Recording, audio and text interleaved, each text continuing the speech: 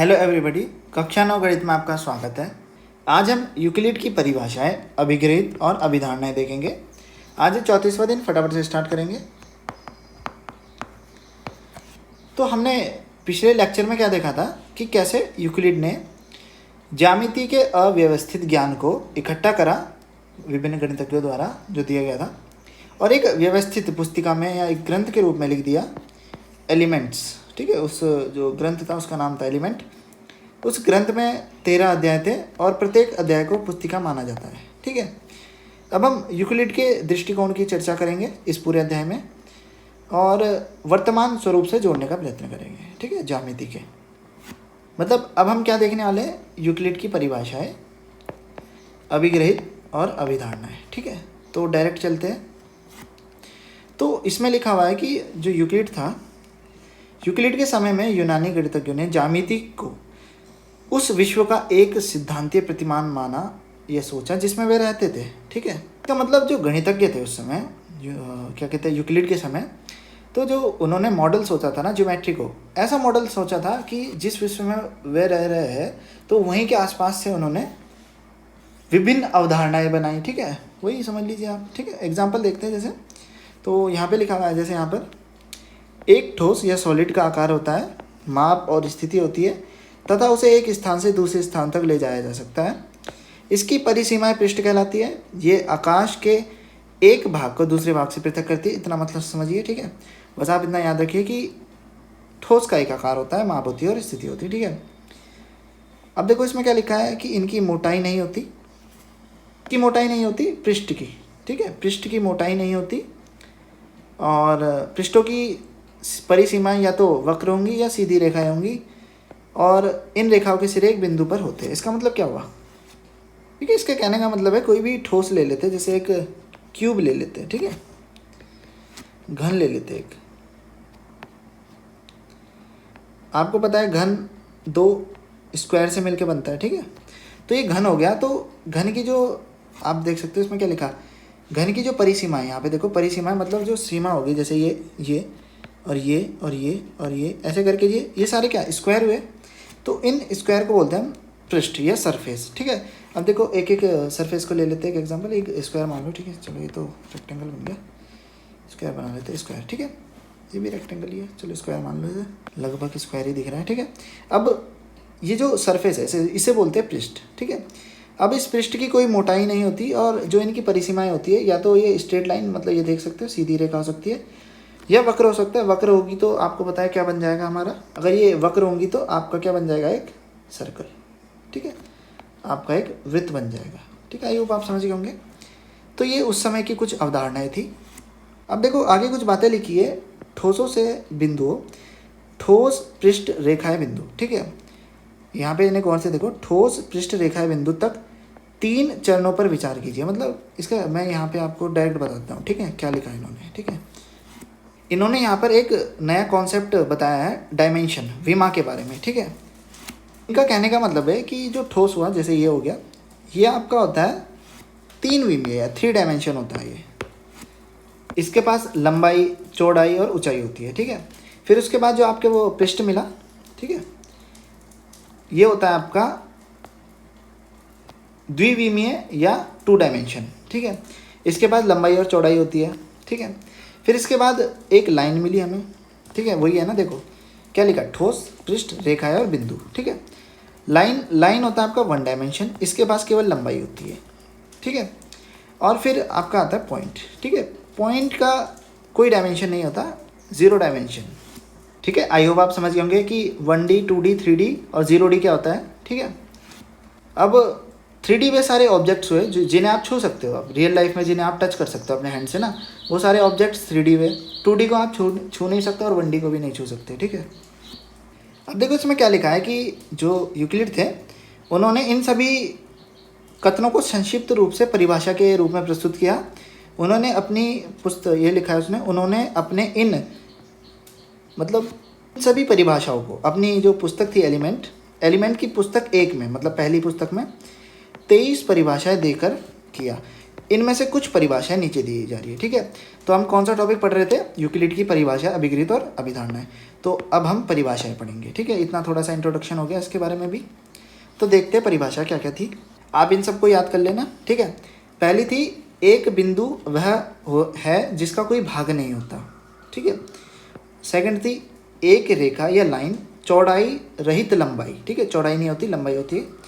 एक रेखा के सिरे बिंदु होते हैं, मतलब कोई आपकी लाइन है, ठीक है, ये तो मोटा वाला हो गया, कोई लाइन है तो इसके जो ये पॉइंट जो है ये बिंदु होते हैं, ठीक है, सिरे।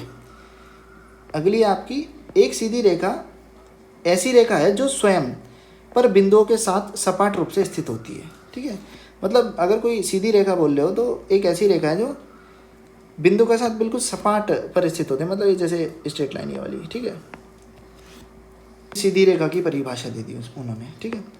इसके बाद उन्होंने कहा, एक पृष्ठ या सरफेस जिसकी केवल लंबाई और चौड़ाई होती है, मैंने आपको बता दिया कि 2D ऑब्जेक्ट होता है ये।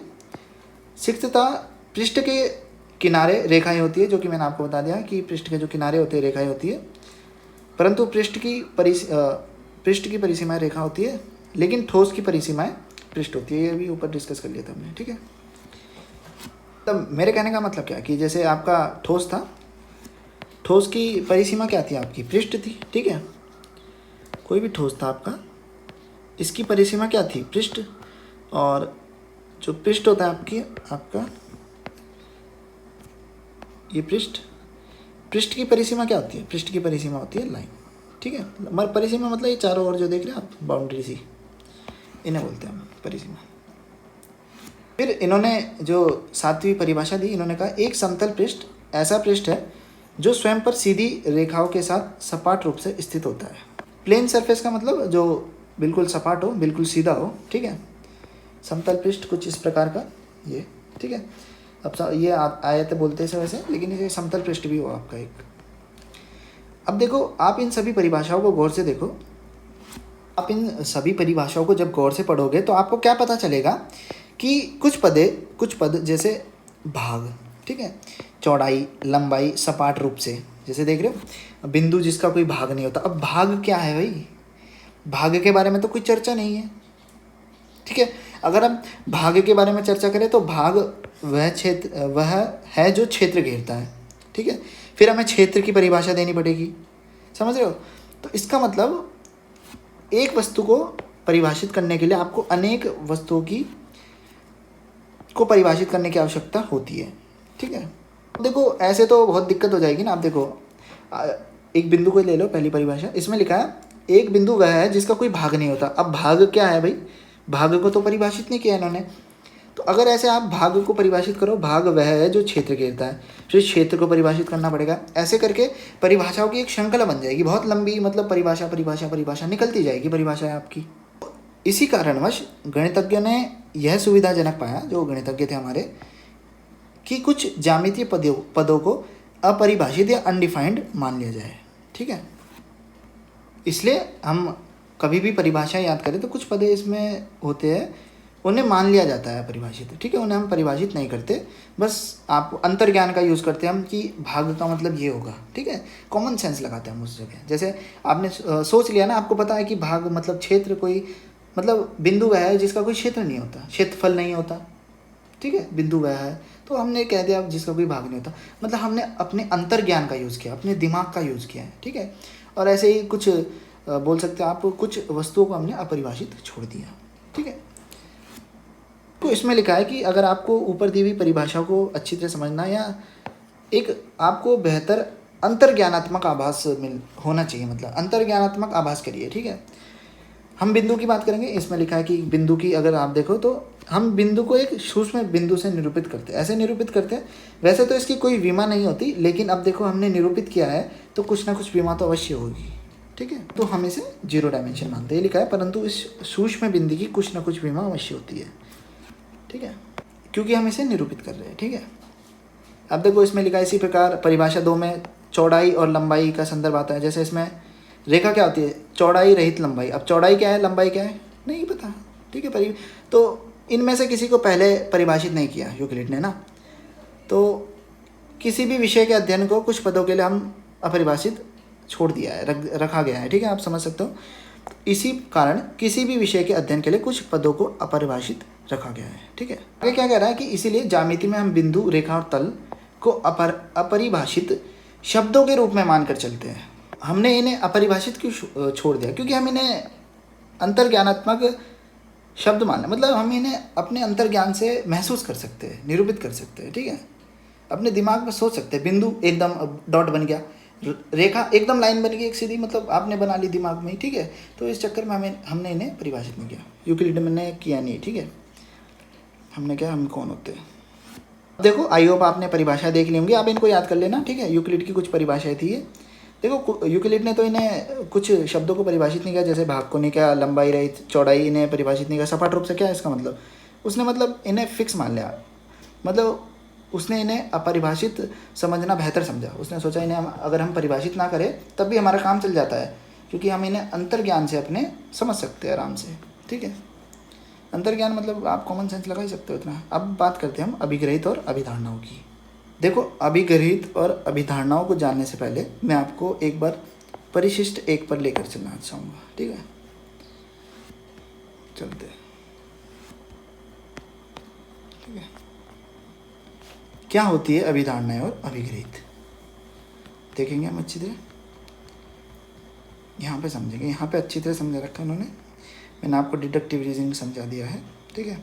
वैसे डिटेल में मैं आपको उसमें ही समझा पाऊँगा, ठीक है।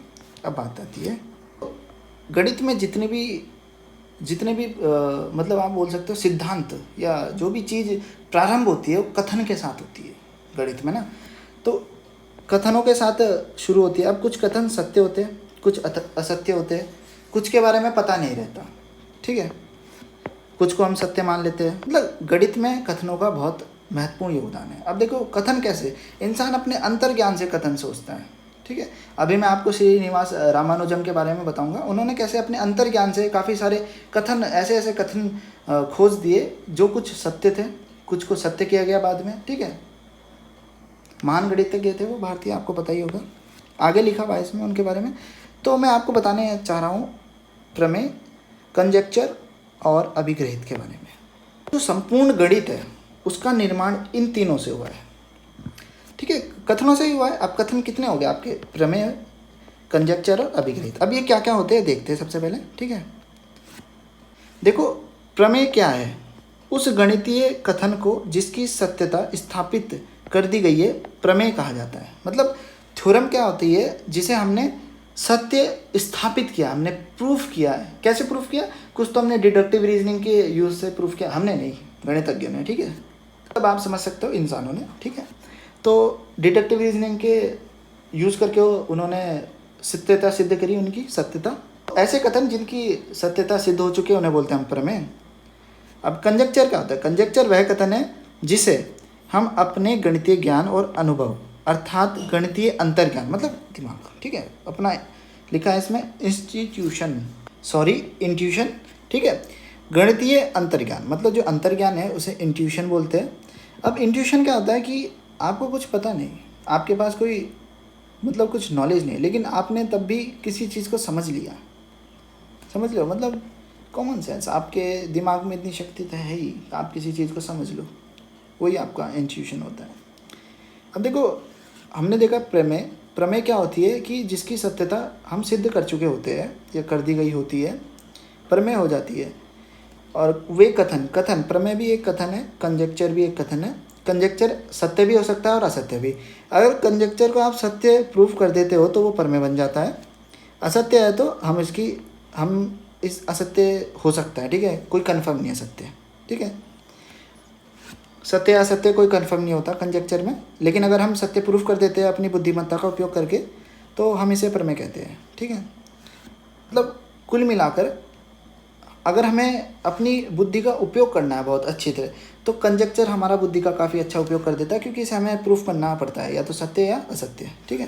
इसमें लिखा भी हुआ है, प्रतिरूपों को देखने और बुद्धिमत्तापूर्ण गणितीय अनुमान लगाने के लिए, ठीक है, गणितज्ञ प्राय कंजेक्चर का प्रयोग करते हैं, ठीक है। आप इसे तो मैं बाकी जो इसका पूरा है हम कहाँ पढ़ेंगे, जब मैं परिशिष्ट एक पढ़ाऊँगा। बस अभी के लिए इतना ही पता होना चाहिए कंजेक्चर क्या होता है। अब देखते हैं अभिग्रहित, ठीक है। एक कंजेक्चर यहाँ पे लिखा है, क्रिश्चियन गोल्डबाक ने दिया था, गोल्डबाक कंजेक्चर। कंजेक्चर का कथन है कि 4 से बड़े प्रत्येक संपूर्णांक को 2 विषम अभाज्य संख्याओं के योग के रूप में व्यक्त किया जा सकता है। ठीक है, अगर आप इसे प्रूफ कर देंगे तो आप प्रसिद्ध हो जाएंगे, यहाँ पे लिखा हुआ है। ठीक है, तो अगर आपको प्रसिद्ध होना है तो आप कर सकते हो इसे प्रूफ। अब अभिग्रहित क्या होता है? एग्जाम्स। ठीक है, अब देखो यहाँ पे लिखा हुआ है अभिग्रहित के बारे में। ठीक है, अभिग्रहित वे कथन होते हैं स्वप्रमाणित सत्य है। ठीक है, अब इसमें लिखा है वास्तविकता तो यह है कि गणित का प्रत्येक क्षेत्र कुछ कथनों पर आधारित होता है जिन्हें हम सत्य मान लेते हैं, उन्हें सिद्ध नहीं करते। ठीक है, ये स्वप्रमाणित सत्य है जिन्हें हम बिना उपपत्ति के सत्य मान लेते हैं। इन कथनों को अभिग्रहित एक्सियम्स कहा जाता है। ठीक है, मतलब आपके अभिग्रहित क्या होते हैं? ऐसे कथन जिन्हें हम सत्य मान लेते हैं, जो कि सत्य होते हैं। पहले से हमें इतना अंतर्ज्ञान होता है, हम उन्हें देख के बता देते हैं हाँ भाई ये तो सत्य है। ठीक है, उदाहरण लेता हूँ छोटा सा ना। मैंने आपको कहा कि एक रेखा है, इस रेखा का हिस्सा, मतलब ये हिस्सा मान लो, चलो मैं दूसरे रंग से कर देता हूँ इसे। इस रेखा का ये हिस्सा या भाग बोल सकते हो आप, रेखा से छोटा होगा। मतलब ये वाला जो हिस्सा है, ये वाला, ठीक है, इस रेखा से छोटा होगा। ठीक है, सत्य है नहीं? स्व प्रमाणित सत्य है। आप इसे प्रूफ कर सकते हो? नहीं, हम इसे बिना उपपत्ति के सत्य से मान लेते हैं। ठीक है, ये भी एक अभिग्रहित है, आगे देखेंगे इसे हम। ठीक है, तो आई होप आप समझ गए होंगे कि क्या होती है प्रमेय, कंजेक्चर और अभिग्रहित। वापस चलते हैं अब।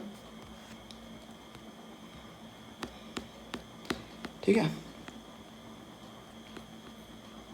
हाँ तो हम अब देखते हैं। कोई शब्द आता है अभिग्रहित के साथ, अभिधारणा। अभिधारणा को पोस्टुलेट्स बोलते हैं। अब दोनों शब्द सेम हुए, परंतु अभिधारणा शब्द का प्रयोग उन कल्पनाओं के लिए किया जाता है जो विशिष्ट रूप से ज्यामिति से संबंधित थी। ठीक है, अगर कोई विशिष्ट रूप से ज्यामिति से संबंधित है तो हम उन्हें अभिधारणा बोल देते हैं। लेकिन दोनों सेम हुए, दोनों लगभग सेम ही माने जाते हैं आजकल तो। ठीक है, और वे कल्पनाएं जिन्हें मतलब गणित की हर एक शाखा में हुए। ठीक है, केवल ज्यामिति से विशेष संबंध नहीं है, गणित की हर एक शाखा से संबंध रखते हैं, उन्हें हम अभिग्रहित बोल देते हैं। लेकिन कथन क्या है? ये सर्वव्यापी सत्य। ठीक है, ट्रुथ, डैम ट्रुथ, इन्हें मानना पड़ता है, डैम ट्रुथ। ठीक है, आई होप आप समझ गए होंगे। तो यूक्लिड के कुछ अभिग्रहित देखते हैं हम। तो पहला अभिग्रहित क्या है? पहला अभिग्रहित कह रहा है वे वस्तुएं जो एक ही वस्तु के बराबर हो, एक दूसरे के बराबर होती है। इसका मतलब क्या हुआ? वस्तुओं की बात हो रही है, तो हम उदाहरण के लिए एक रेखा मान लेते हैं। ठीक है, मान लो एक रेखा है। ठीक है, ये रेखा,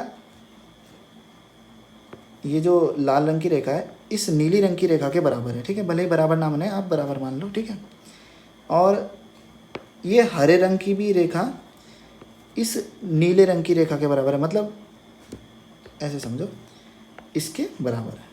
ठीक है, ये भी आपका इसके बराबर है और ये भी आपका इसके बराबर है, दोनों उसके बराबर है। तो इसका मतलब क्या हुआ कि ये दोनों भी आपस में बराबर होंगे। ठीक है, इसका मतलब क्या हुआ? ये दोनों भी आपस में क्या होंगे? बराबर, ये दोनों। ठीक है, तो पहला अभिग्रहित ये है, ये तो कॉमन सेंस था। ठीक है, तो इसका प्रूफ नहीं किया गया, ये सर्वव्यापी सत्य है। दूसरा क्या कह रहा है? यदि बराबरों को बराबरों में जोड़ा जाए तो पूर्ण भी बराबर होते हैं। देखो आप इसे कैसे भी प्रूफ कर सकते हो। देखो आप इसे ऐसे प्रूफ कर सकते हो, मान लो दो रेखा है आपकी ये।